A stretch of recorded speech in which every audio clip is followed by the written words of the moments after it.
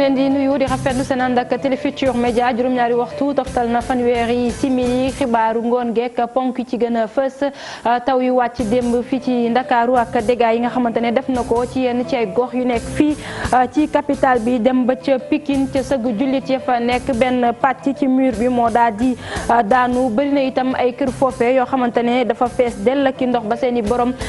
jaaxle jamono ji ñu wàcc tuuti ba ca croisement Cambérène foofe it dem beek dikk bi daal di tagga tembe lool mu mujjee metti ci ñi nga xamante ne ñoom ñoo fa dëkkee ak ñoo fay liggéeyee bëgg a doxi seen soxla ñu ne jot ci taxi wala clando tey ji ci suba nekkutoon lu yomb benn yoon ci ñoom ba tax na ci borom charrette yi la ñu mujjee dem ñooñee mu mel na seen i mbir tey dox na ndax ku bëgg a génn sa gox daal di wutali ca taliba wala yu ni mel ci ñoom ngay jaar mujjee fay ñaar fukki dërëm société civile bi moom àndut ak centrale à charbon bi ñu bëgg samp ca Bargny ñàkkum kaaraay nga ñu ne ak lu jëm ci wàllu wér-gu-yaram askan wi moom la ñu ci tiit ba tax na jàpp nañ ne projet boobule dañ cee war a dellu ginnaaw police ak njiit lu bees ga mu am Ousmane Sy daal dinañu ko installé ni ki tey ji ci suba mu wutu fa nag Omar Mal moom Ousmane Sy jëwriñ bi ñu dénk wàllu biir réew mi sàkku ci nit ñi ci police bi jàppale ko ci liggéey bi kam fa wuutu moom dellu si ci réalisation yi nga xamante ne am na ca police ba mu fa toogee ak léegi mbokk yi li nga xamante ne moom moo di gëstu bés bi nag tey ñu ngi koo jagleel xef yi soxna yi faral di teg ñu ne nag léegi daanaka lépp lu xew daanaka ci xef yi moom dinañ ko ci boole ñi ci yëngu ñu ne seen i mbir mi ngi dox bu baax a baax waaye ñiy faj bët moom sàkku ci soxna yi ñu xoolaat bu baax la ñuy def ndax yenn ci ay produits ñu ne baaxul ci seen i gët mbokk yi li mooy ponk fi gën a fës léegi ñu daal di faram fàcce.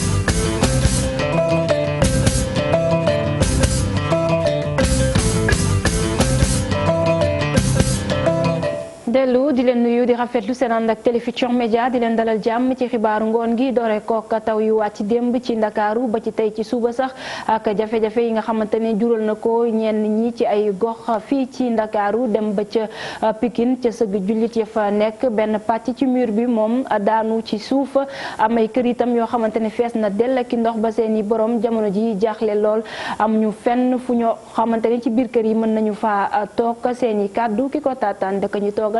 ca banlieue bu Ndakaaru di Salif Sow. muy jugee fële day ñëw dajaloo fii ndox mi jugee côté ba la ñëw dajaloo fii dañuy jànkonte tous les problèmes du monde voilà canal yi régal yi des fois day fatt gis nga armée yi ni nga ko gisee nii sama ginnaaw à chaque fois noonu la ñuy obligé def bu jaaree ci kër yi ñu obligé bàyyi fii nii mu jàll gisoo mur bi dafa daanu te lii wóorul xoolal yow ñëw indi fi benn moto pompe mënoo leen jox sax carburant bu doy pour nga évacuer ndox mi nekk fii nii mais xoolal lii rek lii du yoon mais on ne sait pas mais loolu seen liggéey la parce que boo nekkee yow maire de la ville maire gox da nga war a xool li gox bi lan mooy seen problème à chaque fois nga ciy dox gox bi am ay problème yow nga nekk seen ginnaaw di daw à chaque fois loolu mënuñu loolu te loolu nag on est fatigué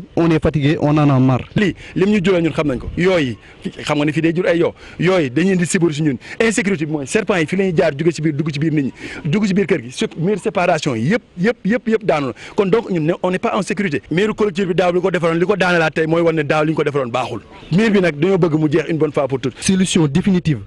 ñu régler ko une bonne fois pour toutes. sinon loolu ñun ñëpp dinañ jug ñun jeune koñ bi yëpp dinañ jug que ça soit ñu dem s'accumuler ba ci mairie ba jooyu fa sunu kii parce que chaque année lii la ñuy dund même calvaire. ci croisement Cambérène itam ndox ma bëri na fa lool ña fa dëkkee ak oto yi fay faral di daw jafe-jafe moom la ñu jànkonteel tey jii ci suba ñu ne jot ci clando wala taxi sax doonut lu yomb ba tax na borom charrette yi ñoom ñëw taxaw ngir jàppale askan wi waaye ngir ñu mën laa yóbbu faaw nga fay yow it ñaar fukki dërëm ngir ñu mën laa wàññil yoon boog nga mën a am oto mën a doxi say soxla dañ ci ànd ak reportage Alioune Guèye ci caméra bi Mohamed Tien.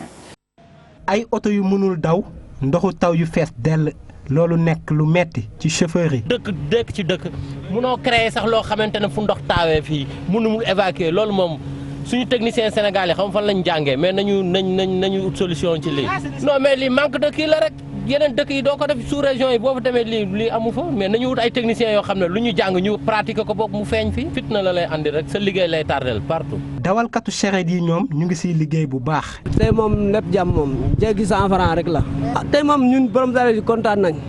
waaw ñun de moom dox na fi ñun moom. waaw dox na fi ñun de. sant yàlla bu wér. waaye ñi fa dëkk ñu ngi koy naqarlu te yaakaar nañ ni suñu amoon ay canal lii mën na bañ a am. affaire bi instant lu mel ni jaaduwul quoi embouteillage bi ndox bi nga xam rafetul quoi. dafa nga xam canal boo xam ne ndox bi dina mën a jaar après bi yomb rek xam nga ndox bu ñëwee da jàll dafa canal yi baax. fay 100 francs yooyu am na fu mu xaj quoi. mais dafa métti xoolal diggante bi même pas 2 minutes gars mooy loolu noonu excuse. saa yu tawee yoon yi xat kenn du fa mën a jaax mu nekk lu metti ci chauffeur yi waaye dawalkatu charrette yi ñoom ñu ngi siy liggéey bu baax. ñu ngi ci liggéey bu baax Alioune Gueye ñoom borom charrette yi ndax taxi yeeg clando yi ñoom dañoo daal di yokk njëg yi bu baax a baax jàpp ni nag ni ndox mee ko waral ndax ñoom it bu ñu ci dawee mën naa mu am njeexital ci seen i oto ba tax ñoom it ñu yokk tarif yi dañ ci ànd ak Fatimata Touré ak Pape Sangone Mbaye. fii ci Ndakaaru bu tawee ba pare mu mel ni chauffeuru clando yi waaye tamit taximen yi dañuy yokk seen i njëkk loolee nag population bi di ko ñaawlu bu baax. sunu transporteurs yi ay mën naa ne ay baadoolo lañu parce que si cas yu mel ni la ñuy profité di escanter nit ñi da nga war a xëy da ngay xëy pour liggéey ñu lay wax ay 4000 ak man pour ma jógee Grand Dakar génn Blaise Diagne bi rek téeméer laa fay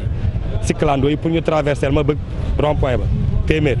loolu teguñu ko fenn. bu tawee rek ñu yokk augmenter prix Sénégal yemuñu am na ñoo xamante ni la plupart amuñu ay taxi amuñu oto ci taxi la ñuy profité maanaam prix bu doon xamante ni fi nga doon fay 1500 ñu ne la 3000 ngay fay fi nga doon fay 3000 ñu ne 9000 ngay fay mais bu yàggee bu doon taw chaque jour kon ñii duñu liggéey. bu ñu sukkandikoo ci kàddu xale bu góor bi lenn rek mënul justifier ba tax ñoom ñuy yokk prix yooyee. amul benn raison bu valable bu nga xamante ne lekk lii lu ñu lay wax mooy Ndakaaru dafa saturé yoon taw ndox baa ci tali bi kenn mënul dem mais après kenn mënul dem ñoom ñu engagé ko prix kenn mënul dem loolu ban raison la amul benn raison dañuy profité rek pour augmenter prix parce que xam nañu nit ñi coûte que coûte dañuy dem liggéeyi te loolu jaarul yoon état dafa war a jot nag mu gëstu bu baax a baax nit ñi ñun citoyen dañoo sonn bu tawee rek di ñu liggéey. loolee nag mu mel ni chauffeur yi dañ ko dégg ñoom nag di joxe explication li waral lekk ñoom ñu yokk njëg yi. xam nga tali su taayee xam nga tali ba nga xam ne nit ñi foofu la ñu war a jaar oto yëpp foofu la ñu war a jaar leneen tegge bi guiri bi tegge bi mooy métti quoi parce que des fois da nga tegge sax yaakaar na foofoo tax da nga dem foofu gën a métti su ko defee loolu mooy waral paas yi di métti moo tax gars yi di yokk paas yoon bi mooy métti quoi ak ralenti bi li ngay ralenti da ngay lakk gasoil parce que mën nga ralenti daanaka 1 heure de temps yoo xam ne ni doo bouger fi nga taxaw rek ngay taxaw di ralenti loolu day consommation la. ay client yu jaaxle taxaw ay heure di waxaale ay oto mu doon nag situation bu metti ñoom nag di am yaakaar ne dina changer ci ni mu gën a gaawee. Fatoumata Touré ñeneen a ngi nii jaaxle lool du marchand ambulant yi ñoom nag ñu ne seen i mbir du dox ci jamonoy nawet ndax client duñu ko gis duñu am sax ñoom far fu ñu taxaw mën a jaay seen i produit ñu doxantu ba ca Colobane foofee ñu gis ni ñiy jaay morcé foobee rek yi ni mel ñoom moom jàpp nañu seen i mbir mu ngi dox bu baax a baax ci jamonoy nawet gi nga xamante ne ñu ngi ci Cheikh Sadibou Fall ak Amadou Ba. nawet ak njaay ndax lu méngoo la xalaat yi wute wante déggoo bi doon fenn bari na ay jafe-jafe ci liggéey wi le client yu kenn dul gis fenn. taw bi bu tawee moom day yàq njaay mi ndax fii rigor yi dañoo des a baax quoi. saa yi tey moom dañu am jafe-jafe billaay suy yëpp day taa du ndox fii yëpp day taa daloog ndox moo tax client si ñëw dañuy dévier quoi man ñu obligé dugg oto dem ñu bàyyi ba mu sebeti ñu doog a ñëwaat. bu tawee mun a am xaay bu tawee doo gis nit koo jaay parce que nit ñi buy taw dañuy ut fu ñuy làqu wala ñu dem ñibbi dugg si carré dem ñibbi boo gis nit ñi booy jaay nit ñi ngay jaay bu taw nit ñi dañuy ñibbi. ñenn ci jaaykat yi yëf yi arrangé na leen lool ñoom jaaykatu matérielu ménage yi ñoo ngay bég lool ci seen njarte. du yàqu da mun ko yàqu xanaa kay sampraaw rek mais bus quoi mais du yàqu quoi taw ma yàqal dara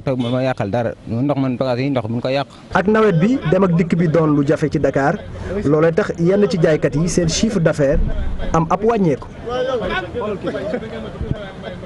Direction générale bu police nationale Ousmane Sy daal dina yegg si Omar Mal tàggoona tey jii ci suba njiital police bu bees nag ne dina def kéem kattanam ba ñu yokku kaaraange askan wi ci noonee ñu bëgg a dooleel agence de sécurité de proximité ka nga xamante ne moom la fa wuutu nag di Omar Mal dellu si rek ci liggéey bu am solo bi nga xamante ne mu ne am na ci police ba mu fa toogee ak léegi cérémonie bi nag amoon ci njiitalu jëwriñ bi ñu dénk wàllu biir réew mi di Aly Ngouille Ndiaye dañ ci ànd ak Ibrahima Diouf Jafara Ba. police nationale bu Sénégal doon dalal njiitam bu yees kooke di Ousmane Sy Oumar Mal bi fi nekkoon tàggatoo waxtaan ak ñi nga xam ne ñoo ñeen a liggéeyal ci loolu sax la sukkandiku ngir ñëwaat ci li nga xam ne police jot na ko def ci njiitalam. La délinquance en milieu urbain a été contenue dans des. mënees naa wax ne police nationale ci suñu njàppandal jot na def ay jéego yu bëri loole nag xeex nañ li ñu duppee criminalité def nañ tamit suñu kem kattan ba capitale régionale yu bëri am ay commissariat de police ci loolu sax lii di cybercriminalité tamit def nañ ci ay jéego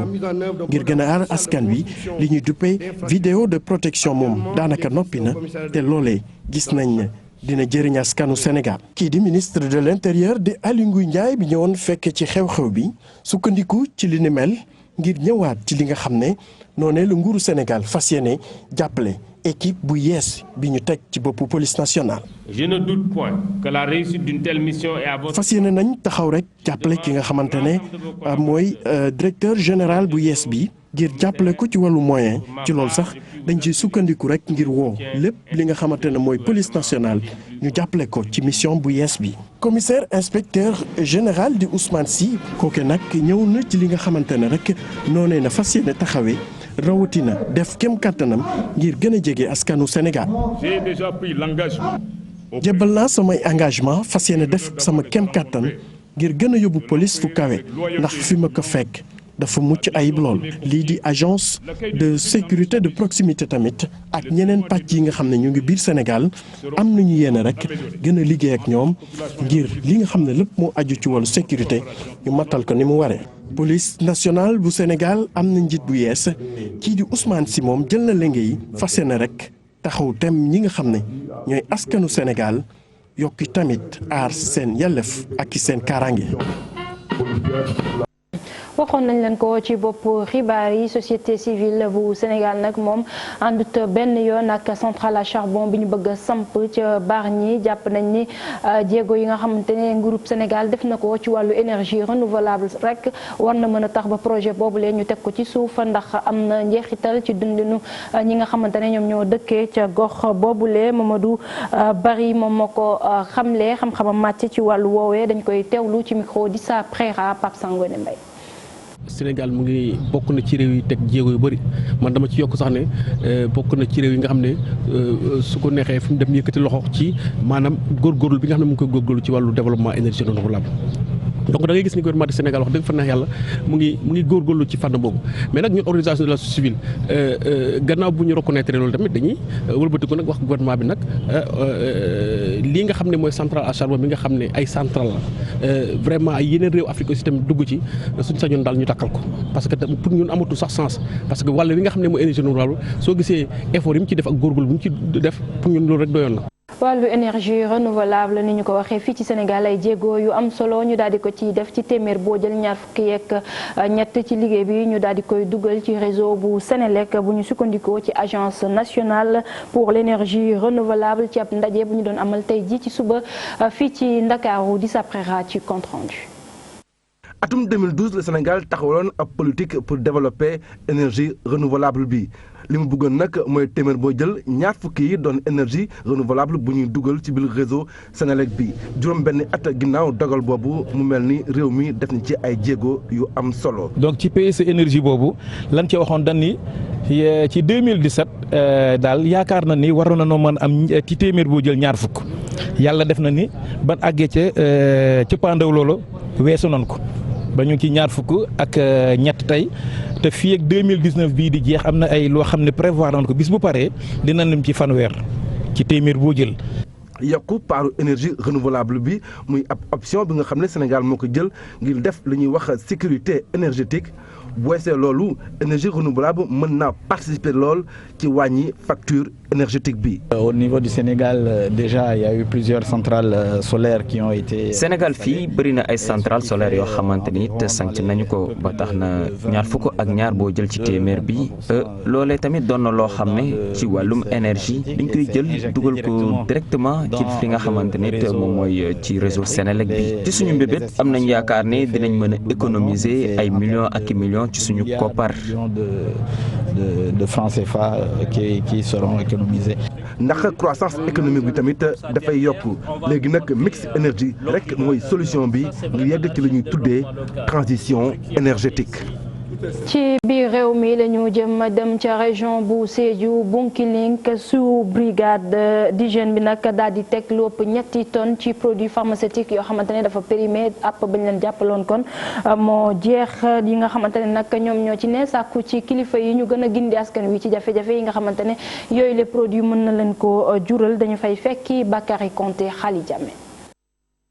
sous brigade bu service d'hygiène bu Bounkiling jàpp na ay produits yoo xamante dafa périmé maanaam yàqu ak ay produits pharmaceutiques dem na ba ci 3 tonnes 500 boo ko xaymaa ci xaalis 2 874 000. Nous avons invité les autorités administratives, coutumières et religieuses. loolu moo tax ba autorité administrative yi coutumier ak religieux ñoom ñëpp ñu ñëw pii ci diwaan bi loolu nag bu fekkee dem nañu ci seen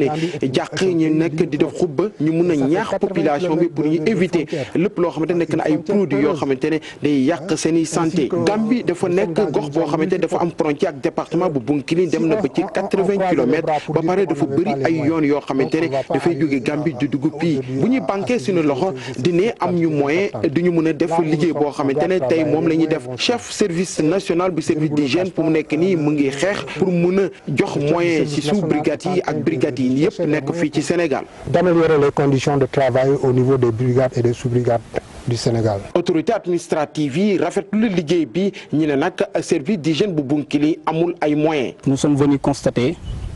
que malgré les moyens qui sont limités à leur niveau. jàpp produit périmé yi ñu ngi koy rafetlu ndaxte danger la ci askan bi fii ci département bu Bounkiling malgré moyens yoo xamante dañuy limité ci sous brigade bu Bounkiling ñi ngi def liggéey boo xamante ne ñu ngi koy rafetlu ndaxte jàpp nañ ci 2 tonnes loolu nag ñu ngi leen ci remercier ndaxte dañuy engagé wu loolu yor ñu moyen ndaxte ay jakarta la ñuy yor di doxantu ci département bi yëpp. sont parvenus à faire ce travail là donc nous leur en remercions beaucoup. agent bu service d'hygiène bu Bounkiling autorité administrative yi nekk fii ci gox bi di ñaax population mi ñi daal di dénoncer ñëpp ñoo xamante ne ñu ngi jaay ay produits yoo xamante ne dafa nuisible pour santé population yi. dellu si fii ci Ndakaaru dem ci agence de presse sénégalaise këru tasukaay xibaar boobu nga xamante ne ay jafe-jafe yu tar moom lay jànkonteel ba tax na ñi fay liggéey ñoom fas yéene toog ñeenti fan yoo xamante ne dañuy banque seen yoxoo li ñu bëgg nag moo di ñu jëfee dogal yi nga xamante ne njiitu réew mi président Macky Sall jëloon na ko aju ci seen nekkin foofu les conditions de travail la ñu bëgg ñu xoolaat ko Aïssatou Paye ak Amadou Diallo. ci panneau bi nag liñ ci mënta lire toute l'actualité en temps réel maanaam dara du leen ump ci lii xew waaye mu mel ne nag lépp taxaw ci biir agence de presse sénégalaise bunt yëpp ñu ne ko ràpp tëj fu mu toll nii nag ñu ngi décréter lu toll ci ñeenti fanu grève. gestion bi ci biir sooxe na sooxe ak tàggatémbe boo xamante ne li koy mujjee firndeel mooy. ñeent fukk ak ñeent ci suñu ay ñuñ yoo xamante ne dañoo xëy na leen toog leen mënatu leen ñëw ndax mënatuñu leen fay décision boobu ñu ngi ko jël une semaine avant tabaski yaa ngi nii yéen a ngi xool yéen a gisal seen bopp fii dara doxu fi amul internet amul téléphone coupé nañu téléphone depuis plus d'1 an pour une facture de 31 millions et cetera nous sommes une agence de presse maanaam ñun duñu site d'information agence de presse nañ état du Sénégal moo ñu créé par ordonnance avant même l'indépendance du Sénégal. naam nag njiitu réew mi nag moom jël na décision jàppale bu baax entreprise bi ngir liggéey bi gën a yees fu mu toll nii ba tey travailleurs yi nag ñoom ñi ngi toog di xaar ndax dara soppeekuwul ci seen situation. seetlu sooxe kër gi depuis lu weesu fukki at chaque fois ñu koy seetlu di def ay note d'alerte ba bi ci mujj bi ñu ko defee en janvier. njiitum réew mi gesuñu joxe ay ndigal ne nañu gaawal yeesalu APS juróom-ñetti weer ci tey ginnaaw loolu amul lenn lu concret loo xamante ne mën nañ ci teg suñu loxo. waaye nag ki nga xamante ne moo nekk ci boppu agence bi nag moom mi ngi indi ay leeral. président santaane dafa am ay lu si yéex donc bon comité nag installé nañ ko au niveau du ministère des finances. ñun ñëpp ñu ngi ci di liggéey waaye administration tamit mun na fonctionner noo xamante ne li ñu naan lenteur administrative yi parfois chronique de financement kooku dañ ko war a saafara benn yoon donc. état du Sénégal moo ñu créé par ordonnance avant même l'indépendance du Sénégal donc ñun dañuy interpeller état bi simplement soit dañuy maintenir agence de presse soit ñu fay ñu suñu droit tëj agence de presse ñu dem parce que mënoo def une chose ak genn wàllam. am na nag ab ndaje bu ñu nar a am ak direction générale bu communication xëy na nag bu ñu génnee ci waxtaan googule dina am coppite ci seen nekkin. Aïssatou Paye ci wàllu tasum xibaar la ñuy des ak kër gi nga xamante ne moom mooy saytu yëngu-yëngu yi organe de presse yi di amal di CNRA moom nag yëglu woon na ñaawlu yenn ci organe de presse ñi ñuy joxe xibaar soxal parrainage bi mu ne nag dañoo war a yemale ba tax na rédaction bi def ci ab reportage tey doxantu ba ca groupe des médias waaye itam ca RFM xool kilifa yi matuwaay yu ñu jël ngir rek mën a couvrir yëngu-yëngu ñi nga xamante ne ñoom ñëpp nee nañu bëgg nañoo bokk ci jongante palu njiitu réew mi ci 2019 Alassane Ba ak yu sport. mbir mi du doon lu yomb ca groupe des médias nag daanaka xam nañ ko ay candidats à la candidature yu bëri topp leen nag dana doon lu jafe. plus de 87 candidats à la candidature gisuma fi benn organe de presse privé bu mun a topp candidat yooyu yëpp. te it ñun suñu liggéey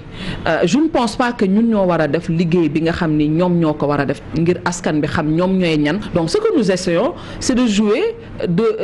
ñuy jéem a jouer ci ay spécificités. jumtukaay yi sax daanaka dana des te bu ñu sukkandikoo ci Binta Diallo nekk chroniqueuse politique fii ci RFM seen organe bi daanaka ci jamono ji amut benn pexe bu mu tegandeegum ngir mën leen topp. vraiment média privé yaakaar naa ne amul moyen wu candidat bu déclaré bu ne mu topp sa ginnaaw bu ku la signéel mu toog wax ko ci rajo bi munta ne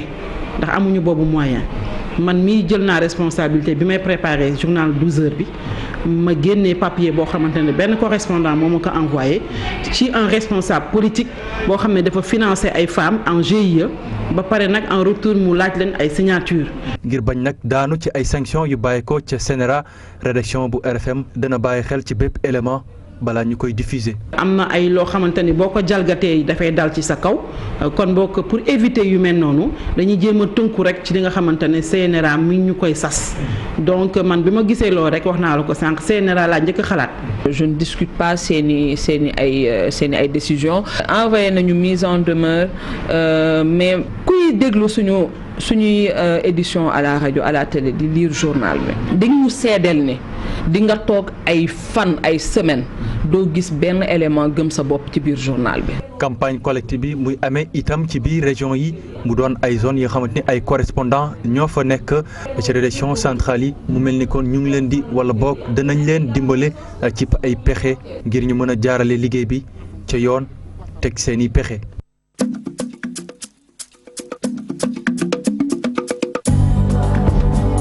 gëstu semaine bi nag dossier de la semaine ñu jagleel ko xef yeeg soxna yi ko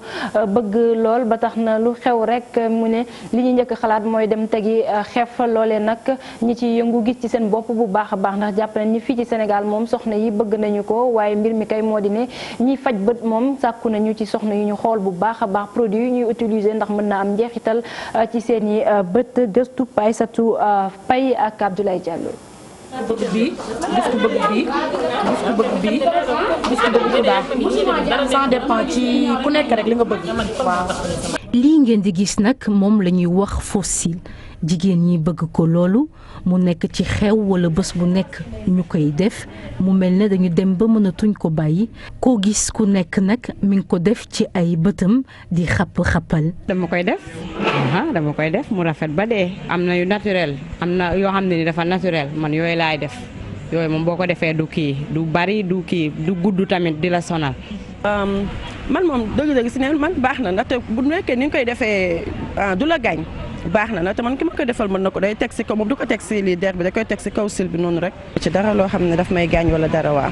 mu mel ne nag du ñëpp ñoo ko bëgg ndax ndaw si ñu gis muy defar boppam nee na moom xalaatul mukk jël ay fossile def si ay gëtam. man kay fossile yi man kii yu ma ko ndax dama bëgg lu naturel ay kol la ñuy def si sa bët ak yooyu xam nga wóorul vraiment man moo tax duma ko def. nit koo xam ne day dem HLM rek xale yu góor yi na la kaay defal la fossile sa bët yi toll ne enflé wu wala. ba rek la mën a jural ñi koy def mën na indi ay effets yoo xamante ni day ñëw rek ci bët yi indi koy jafe-jafe ay jàngoro mën naa dem sax ba ay teeñ daal di fay génnee am na complication yoo xamante ni daal